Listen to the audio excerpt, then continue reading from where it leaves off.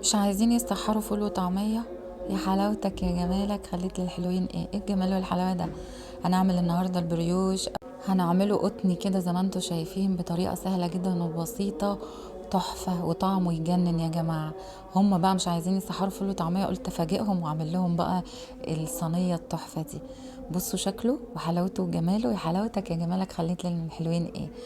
وبطريقة سهلة جدا وبسيطة. يلا بقى على طول نروح نشوف المقادير وطريقة التحضير. ازيكم حبايبي يا غاليين، عاملين ايه؟ يا رب تكونوا بخير. حطيت هنا كوبايتين لبن دافيين، عليهم 10 معالق سكر، عليهم معلقتين خميرة فورية، ونقلبهم كويس وهنغطيهم ونسيبهم لمدة 10 دقايق. بعد ال10 دقايق هنحط ربع كوباية زيت. ركزوا معايا في المقادير. هنحط كمان بيضتين، وهحط كمان معلقة صغيرة ملح، ونقلب نقلبه كويس جدا لغاية ما البيض يفك معانا كده. هننقله بقى في حاجة كبيرة ونقول بسم الله كده، ونحط 6 كوبايات دقيق. 6 كوبايات دقيق. وهنسيب الكوباية السبعة على جنب كده، نشوف بقى ممكن نحتاجها او لا. وهحط كمان معلقة صغيرة بيكنج باودر، وهقلب بقى كل ده كده مع بعضه. اهم حاجة طبعا في البريوش العجين يا بنات، مهم جدا الموضوع ده، لازم يكون فيها عرق كده.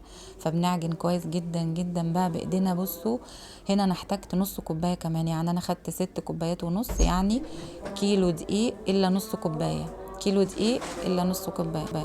نفضل نعجن بقى لغاية ما العجينة بتاعتنا يبقى فيها عرق. بعد كده بننزل بقى 50 جرام زبدة او 3 معالق كبار زبدة، تمام، يكونوا بدرجة حرارة المطبخ. اول ما هتحطي الزبدة كده هتحسي ان العجينة فكت معاكي عادي، افضلي اعجني لغاية ما تشوفي العجينة تبقى طرية وقطنية كده زي ما انتي شايفة.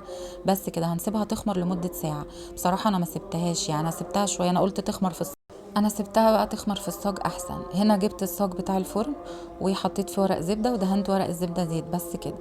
وبعد كده بقى يعني هبطها شويه من الخمر اللي هي اتخمرته. بصوا العجينه قطنيه وطريه قوي وناعمه وحلوه قوي.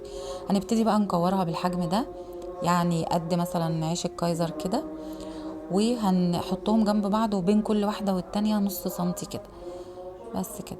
الكمية ما شاء الله عملت لي الصاج كله ده. تعالوا شوفوا ايه اللي حصل كمان. هغطيها بقى بكيس وبفوطه، وهسيبها كمان لمده ساعه بقى لغايه ما تخمر ويتضاعف حجمها كده، تلاقيهم لزقوا في بعض. بص بنتي الصغيره خدت حته من العجينه، لو تلاحظوا الرغيف ده انا شاورت لكم عليه.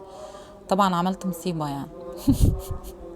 هجيب بقى صفار بيضه ومعلقتين لبن، وهحط كمان قهوه سريعه الذوبان بدل الفانيليا. لو ما عندكيش قهوه سريعه الذوبان ممكن تحطي فانيليا. ونقلب كل ده كده مع بعضه كويس جدا، وندهن وشها كلها بقى كده بالطريقه دي. عايزه اقول لكم طعمه حلو قوي يا بنات. وبعد كده بقى رشيت عليه سمسم وحبه البركه. بس كده. هدخله الفرن على درجة حرارة 200. هولع له من تحت لغاية ما يحمر من تحت، وبعد كده هولع له الشواية. وتاخدي بالك منه بقى.